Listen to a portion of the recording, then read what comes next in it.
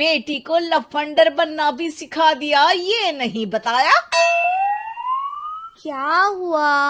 आज ये कुकर इतनी सीटियां क्यों मार रहा है? सीटी? सारी फसाद की जड़ तेरी वो बाइक और सीटी है। उन्हीं से लड़के छेड़ती है ना तू। हाँ, ये तो गलत है। मुझे बताए बिना ही लड़का छेड़ दिया। हाय तौबा, ये कैसा पति और बेटी मिले हैं मुझे। अरे मम्मी यार, तुम ओवर एक्टिंग बंद करो। और मैंने कोई लड़का नहीं छेड़ा पापा। शिट यार। अच्छा मम्मी, आप पहले मुझे ये बताओ कि आपको ये सब बेकार बातें बताता कौन है? अच्छा, तूने कोई लड़का नहीं छेड़ा? अरे वही शर्मा आंटी, वही बताती रहती है, पर उसकी खबर तो मैं खुद ले लूंगी। अच्छा मेरी प्यारी बेटी, थक गई होगी ना, जा जाकर आराम कर बेटा। अचानक मम्मी को गर्म से नरम होते देख के पायल और उसके पापा कंफ्यूजन में एक दूसरे को देखने लगते हैं। आंखों से कुछ इशारे होते हैं और पायल वहां से चुपचाप चली जाती है। जिसके बाद रात को घर में सबके सोने के बाद दोनों पापा बेटी छत पर मिलते हैं। क्या खबर लाए हो? अरे तुम्हारी मम्मी तो हमसे भी तेज निकली, कोई खबर नहीं मिली। क्या यार पापा, पता नहीं अब मेरी मदर इंडिया कौन सा बम फोड़ेंगी। इसी के साथ दोनों अपने कमरे में वापस जाकर सो जाते हैं। अगली सुबह पायल जैसे ही कॉलेज जाने के लिए तैयार होकर कमरे से बाहर निकलती है तो उसकी मम्मी उसे लड़के वालों के सामने ले जाकर खड़ा कर देती है। जी, ये है मेरी बेटी पायल। थोड़ी चंचल है लेकिन बहुत नेक दिल और होशियार है। देखते ही देखते कुछ घंटों में पायल और शुभम का रिश्ता पक्का हो जाता है। जिसके कुछ दिनों बाद पायल शादी कर अपने ससुराल पहुंच जाती है। सोचा था मम्मी कोई बम फोड़ेंगी, पर उन्होंने तो सीधा मुझे उम्र कैद की सजा ही दे दी। बहू, अब उम्र कैद समझो या बम, रहना तो यही है, निभाना यही है। इसलिए छिछोरी हरकतें बंद करनी होगी। है? ये आप क्या बात कर रही हो? मैंने क्या किया?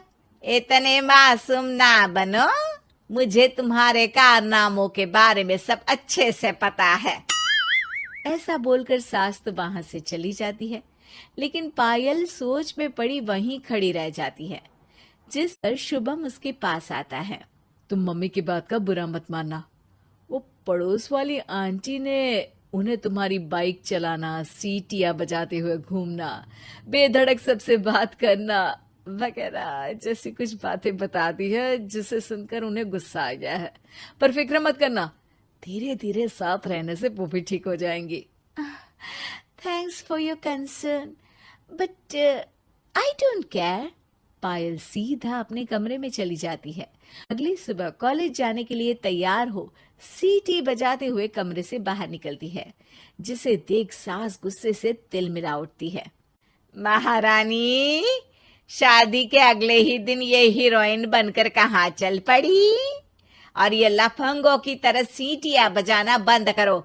ये हमारा घर है, कोई सड़क नहीं जहां तुम आवारागर्दी करती घूमो।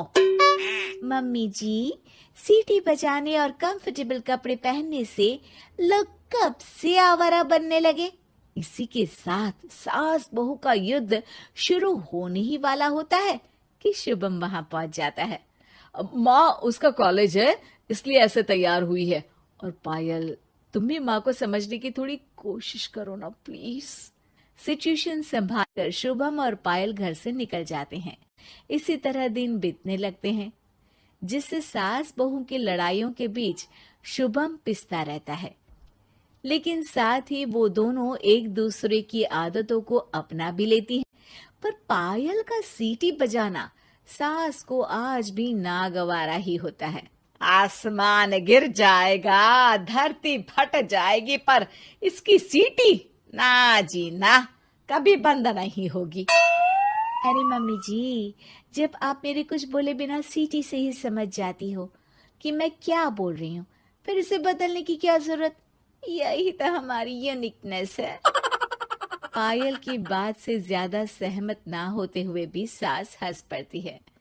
उसी शाम पूरा परिवार घूमने जाने का प्लान बनाकर घर से निकल जाता है और उनके जाते ही घर में चोर घुस आते हैं और तभी वो सब भी दोबारा घर के अंदर आते हैं बाहर से। क्या यार पायल, एक शाम भी फोन के बिना नहीं रह सकती थी क्या? घर में ही तो फोन है, कहाँ चला जाता? अब जल्दी अंदर जाकर अपना फोन लाओ, मम्मी और मैं यहीं बाहर वेट करते हैं। ज्यादा बोल रहे हो, देखो अब और धीरे काम करूंगी। ऐसा बोलकर पायल घर के अंदर जाती है और बहुत देर तक बाहर निकल कर नहीं आती। अरे ये तो सच में जानबूझकर लेट करने लगी। चल कर देखते हैं ना। दोनों जैसे ही मेन डोर के नजदीक पहुंचते हैं, उन्हें पायल के सीटी बजाने की आवाज सुनाई देती है। हमें लेट करके खुद मजे से बैठी सीटियां बजा रही है। अरे गधे, ये मजा नहीं सजा है, जल्दी से पुलिस को फोन कर। माँ की बातों से कंफ्यूज्ड शुभम उसे देखता ही रहता है। सास खुद ही पुलिस को फोन कर देती है।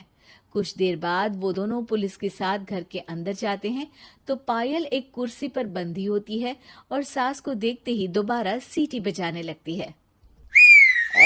सीटियों की दुकान फिर से शुरू हो गई तू? और क्या इन सबको कह रही है कि चोरा है चोरा है? तुझे कैद किया है, थोड़ा तो तरस खाकर डर हमसे। और प्यार से क्या बोल रहा है इससे? अरे इसके सर पर बंदूक लगा, ठोक दे इसको। अरे चल झूठे, तेरे पास तो हथियार है ही नहीं।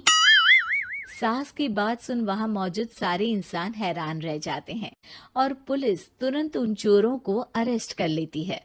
आपको कैसे पता कि इनके पास हथियार नहीं है? अरे सीटी नहीं तो बताया।